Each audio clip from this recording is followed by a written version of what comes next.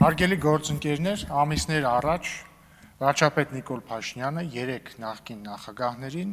հրապարակավ առաջարկեց իր հետ չբանավիճել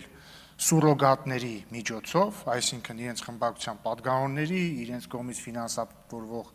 լրատվամիջոցների եւ լրագրողների միջոցով եւ գալ եւ բանավիճել կամ լռել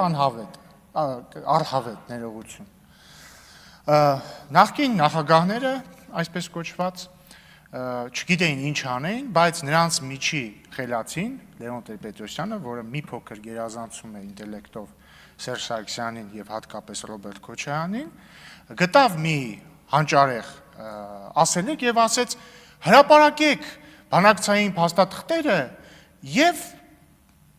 այդպես։ Ի պատասխան բանավեճի հրավերի ասեց. դու հրապարակի բանակցային փաստաթղթերը։ Դե ինչ, սիրելի